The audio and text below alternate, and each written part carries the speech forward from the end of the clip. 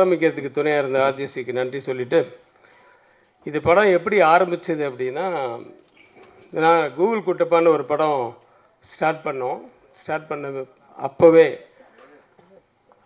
Vikraman sir வந்து ஒரு கதை நான் கேட்டேன், அதை நீங்கள் கேளுங்க அப்படின்னாரு. அதுக்கு என்ன காரணம்னா, சின்ன வயசுலேருந்து நான் வந்து கனிஷ்காவை பார்த்துருக்கேன். அவங்க வீட்டுக்கு போகும்போதெல்லாம், சாரை பார்க்க போகும்போது, ஃபங்க்ஷனுக்கு போகும்போதெல்லாம் பார்த்துருக்கேன். அப்போ பையன் சும்மா குழுன்னு சுட்டியாக இருப்பான். அவனை இன்ட்ரடியூஸ் பண்ணிவிட்டு, சார் நல்லா படிப்பான், டபுள் ப்ரமோஷன்லாம் வாங்கியிருக்கான் அப்படின்லாம் சொன்னார். அதுக்கப்புறம் ஒரு ஸ்டேஜில் வந்து பார்க்கும்போது நல்லா வளர்ந்துட்டேன். என்னப்பா ஹீரோ மாதிரி ஆகிட்டு?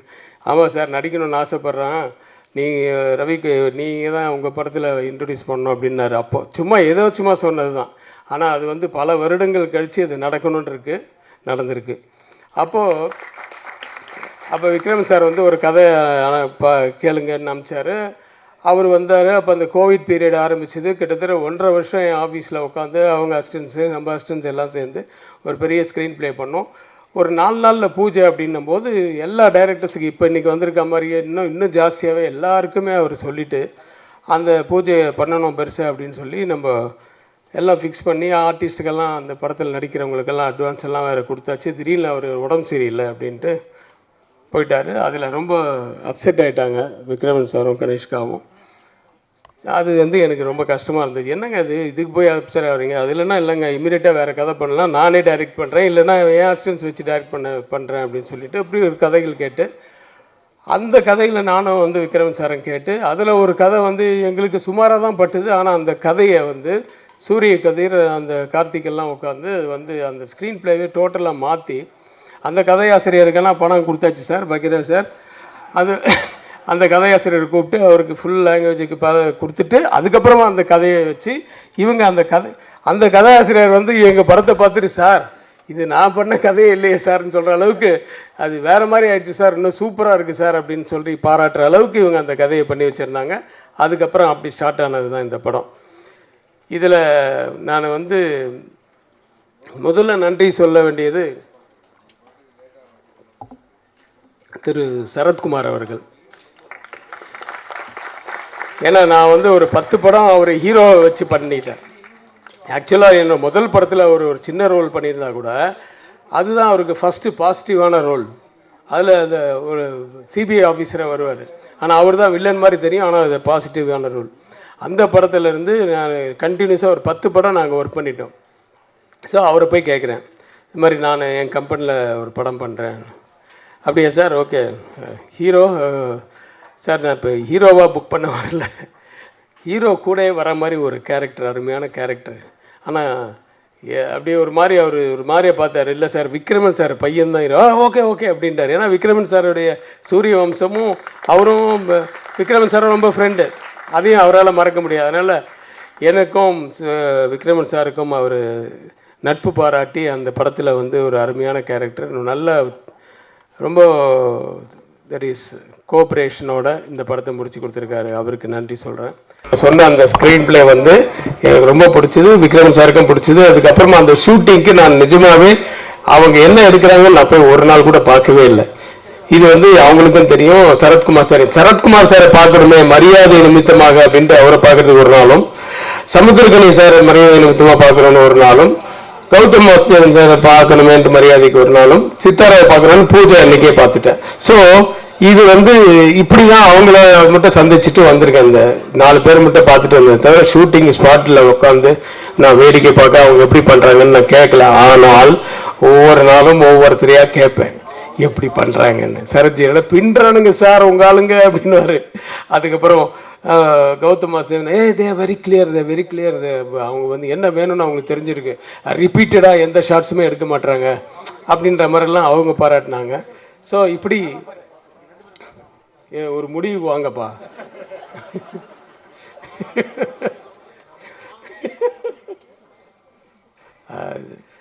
ஸோ இப்படி நிறைய இது வந்து அவங்க ப்ரூவ் பண்ணாங்க. இதில் என்னென்னா 2 பேர், ஒருத்தன் குண்டாக இருப்பான், ஒருத்தன் ஒல்லியாக இருப்பான். அதே மாதிரி அவங்க 2 பேருக்குள்ள கேரக்டர்ஸ் அதே மாதிரி தான், டோட்டல் ஆப்போசிட்.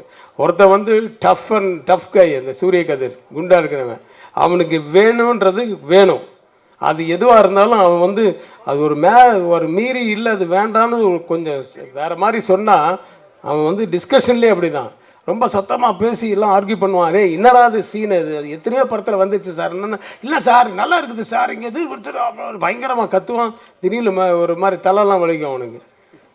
ஐயோ என்ன இவனை தனியாக விடக்கூடாதுன்னு சொல்லி இவனை கூட்ட இவன் வந்து டேய் அந்த சீன் வேணாம், சரி சார் உடனே வேணான்டுவான். டைரக்ட் வேணான்ட்டார் விடுங்கப்பா, அதுக்கப்புறம் வேறு பார்த்துக்கிட்டா போச்சு அப்படின்ட்டு காம்ப்ரமைஸ் பண்ணுற ஆள். ஸோ எல்லாரையும் கன்வின்ஸ் பண்ணுற ஆள். இவன் டஃப்பாக இருக்கிறவன் அவன் வந்து சாஃப்ட்டு. ஸோ இவங்க 2 பேரும் சேரும்போது இவங்களுக்குள்ள சண்டையே வராது. ஏன்னா இவங்க 10 வருஷமாக என் கூட ஒர்க் பண்ணும்போது இருந்த ஃப்ரெண்ட்ஸு. ஆதவன்லேருந்து பண்ணுறீங்களா, ஆதவன் படத்துலேருந்து சூர்யாக்கெல்லாம் சூர்யாவும் அந்த குண்டா இருக்கார்ல சூரிய கதிர், இவர் வந்து அப்போ ரொம்ப ஒல்லியாக இருந்தார். எப்படின்னா ஆர்டிஸ்ட் சூர்யாவும் இந்த கதிரும் வந்து ஜிம் மேட்ஸ் அவங்க. ஸோ அப்படி ரெகுலராக ஜிம் பண்ணுவாங்க. அதுக்கப்புறம் அவனுக்கு ஸ்பைனல் கார்டில் ஒரு அடிப்பட்டது. அதுக்கப்புறமா வேறு வழி இல்லாமல் மெடிசன்னால இப்படி ஆயிடுச்சு. சீக்கிரம் சரியாயிடும், அவனுக்கு சீக்கிரம் கல்யாணம் ஆகணும். அந்த வாழ்த்துக்களும் சேர்த்து கொடுத்துருங்க. இந்த படத்தின் இந்த ட்ரெய்லருடைய ட்ரெய்லர் அந்த இதெல்லாம் பார்த்துருப்பீங்க, ஆடியோ. இந்த இன்றைய கதாநாயகன் சத்யா அவர் வந்து ரொம்ப அருமையாக பாட்டுகள் போட்டிருக்காரு. என்ன படத்துக்கு மீறி வந்து எங்கேயுமே புகுத்துற மாதிரி எதுவுமே எந்த காட்சியும் இருக்காது. ஸோ அந்த மாதிரி தான் அந்த சாங்கு வந்து மாண்டேஜ் சாங்ஸ் தான். அதனால தான் உங்களுக்கு இந்த மாதிரி போட்டு காமிச்சோம் அந்த சாங்ஸ். இன்னொரு சாங் இருக்குது அப்பா சாங். அந்த அப்பா சாங்கை பற்றி நான் சொல்லணும், பட் அது வந்து இப்போது சொல்ல வேணாம், படம் ரிலீஸுக்கு அப்புறம் அப்படின்ட்டு டைரக்டர் சூரியகதிர் வந்து ஷார்ப்பாக சொல்லிட்டார். சார் இதை பற்றி சொல்லாதீங்க, அதை போடாதீங்க அப்படின்ட்டார். சரி ஓகே, அவருக்கு தெரியும் அந்த கதை, எனக்கும் தெரியும். சரி ஓகே, புது பசங்க சொல்கிறத நம்ம கேட்டாகணும் இல்லையா, ஏன்னா நிறைய புது டைரக்டர்ஸ் படம்லாம் நான் நடிக்கிறேன். அதனால் சரின்னு சொல்லிட்டேன். ஆனாலும் அந்த படத்து அந்த பாட்டினுடைய ஒரு பல்லவி மட்டும் நான் வந்து என்ன பண்ணேன், என்ன டைரக்டர்ஸ் யூனியன் வந்து கலைஞர் விழாவில் பண்ண சொன்னாங்க, கலைஞர் 100ன்ட்டு. அதில் நான் ஒரு போர்ஷன் பண்ணி கொடுத்தேன், ஒரு 10 அவதாரம் தசாவதாரம் அப்படின்ட்டு. அதில் எண்டில் கலைஞர் சாகும்போது செத்ததுக்கு அப்புறமா அந்த ஊர்வலம் போகும்போது அந்த சாங்கை போட்டு விட்டேன். அப்படியே அது எண்டில் சைலண்ட் ஆகி சிஎம்லேருந்து அவங்க ஒய்ஃப்லேருந்து உதயிலேருந்து நிறைய பேர் அங்கே மினிஸ்டர்ஸு எல்லாருமே வந்து அப்படியே கண்டெல்லாம் கலங்கிடுச்சு. இதெல்லாம் நான் டைட் ஷாட்டில் பார்க்குறேன், ஏன்னா எவ்வளோ இம்பேக்டாக இருக்குது இந்த சாங் அப்படின்ட்டு. ஸோ அந்த அளவுக்கு அந்த சாங்கு. ஸோ பின்னாடி உங்களுக்கு இன்றைக்கி ஆடியோ ரிலீஸில் அந்த வந்து சாங் வரும். அந்த நான் கை தட்டணுன்னு தண்டிட்டுங்க, நல்லா தட்டினதானடா மற்றவங்க தட்டுவாங்க, என்னங்கடா நீ. ஸோ அவன் டிஎம்கேன்னு நினைக்கிறேன், அதனால் இல்லையா. சரி போதுண்டான்றீங்களா. இங்கே வந்திருக்க ஒவ்வொருத்தருக்கும் நான் நன்றி சொல்லணும், அதுக்கு வந்து ரொம்ப நேரம் ஆகும். அதனால் ஜெயம் ரவி வந்து எனக்கு இன்றைக்கி வந்து ஹீரோவை அறிமுகப்படுத்துறது வந்து எனக்கு ஒரு சின்ன சென்டிமெண்ட்டு, அப்படியே ஒரு ஃப்ளாஷ்பேக்கு. ஜெயம் ரவி இன்ட்ரடியூஸ் ஆகுறாரு.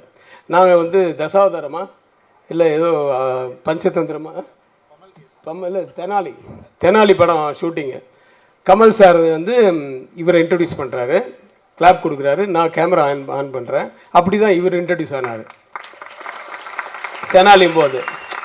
ஸோ அதே மாதிரி இன்றைக்கி வந்து விக்ரமன் சார் பையனை வந்து இவர் லான்ச் பண்ணதில் எனக்கு ரொம்ப சந்தோஷம். ஜீவா வந்து சந்தோஷம். ஒவ்வொருத்தருக்கும் சிவா சார்லேருந்து பார்த்திபன் சார் வந்து அவர் அடிக்கடி என் கூட மெசேஜில் பேசுவார். அந்த மெசேஜ் எல்லாமே புதுமையாக இருக்கும். அது அவர் கொடுத்த ஐட்டங்கள் நிறைய இருக்குன்னு, அதெல்லாம் டேபிளில் வச்சுரு, ஐட்டமெல்லாம் டேபிளில் வைக்காதப்பா அப்படின்றாரு. ஸோ பஞ்சஸ் கிங் அவர், அப்புறம் மிஸ்கின், அப்புறம் எல்லாருமே ஜவஹர், இங்கேருந்து எனக்கு ரொம்ப கிளாராக இருக்குது. பாக்யராஜ் சார், பிவாசு சார், எல்லாம் தானு சார், அது பக்கம் சிவா வந்து இப்போ தான் ஒரு படத்தில் அவர் படத்தில் ஒரு 4 நாளோ 5 நாளோ கோவா ஒரு ஷெட்யூல், இங்கே சென்னையில் ஒரு ஷெட்யூல். பார்க்குறதுக்கு அப்படி பயங்கரமான ஆடு. பார்த்தோன்னே எல்லோரும் பயந்து அலற மாதிரி இருக்குது. ஆனால் குழந்த மாதிரி பேசுகிறாரு, குழந்தை மாதிரி அவர் வந்து எல்லார்கிட்டையும் வேலை வாங்குறாரு. டைலாக் பேப்பர்லாம் வந்து சும்மா ஒரு பேப்பரில் அவர் பேக்கெட்டில் தான் இருக்கும் அன்றைக்கி சீன் மட்டும். அதை மட்டும் பார்த்துட்டு இதை சொல்லுங்கள் சார், உங்களுக்கு வசதியாக கொஞ்சம் அந்த கண்டென்ட் மாறாமல் மாற்றி சொல்லுங்க சார் இப்போ சார் அப்படின்ட்டு. என்ன ஒரு வித்தியாசமான ஒரு டெக்னீஷியன்னா அவ்வளோ ஒரு மைண்டில் வந்து எடிட்டிங் நாலேஜ் அதுதான் ரொம்ப ரொம்ப இம்பார்ட்டன்ட் நான் சொல்லுவேன் எல்லாருக்குமே. எடிட்டிங் நாலேஜ், அதாவது அங்கே வரும்போது அங்கேருந்து கட்டுன்னு சார் நான் அது முடியல சார் அப்படின்னு. இல்லை இது அடுத்த ஷாட்டில் அது வருது அங்கே, அதனால் இங்கே கட் பண்ணிட்டா தான் சரியாக இருக்கும், ஏன்னா ஸ்டெப்ஸ் முடிஞ்சிடுச்சு. ஏதாவது ஒரு காரணம் சொல்லிகிட்டே இருக்கார். எனக்கு ரொம்ப ஷாக்கிங்காக இருந்தது சிவா சார்னுடைய இது, அந்த அவரோட ஒர்க் பண்ணதுனால தெரிஞ்சது. அந்த மாதிரி ஜவஹர் வந்து எனக்கு மதில்னு ஒரு படம் என்ன லீட் ரோலாக வச்சு அவர் பண்ணார், அதுவும் நல்ல பேர் வாங்கி கொடுத்தது ஜீல, அது வெப் ஃபிலிமு. ஸோ இந்த மாதிரி ஒவ்வொருத்தருக்கும் நான் வந்து ரொம்ப ரொம்ப நன்றி சொல்லிக்கிறேன், இங்கே வந்து வாழ்த்த வந்த அனைவருக்கும். ஸோ டைம் இருக்காமா? யாராவது 4 பேர் கூப்பிடலாமா? இல்லை 40 பேரையும் கூட கூப்பிடுவோம், அது பொறுத்து இருக்குது யாரை நான் சொல்கிறேன் யாரை கடைசியாக கூப்பிட்றதுன்னு. அப்போ பெல் ஒரு பெல் ஒன்று கொடுத்துருங்க, நான் டைம் ஒன்று அடிச்சுக்கிறேன். ஓகே, நன்றி நன்றி நன்றி, வணக்கம்.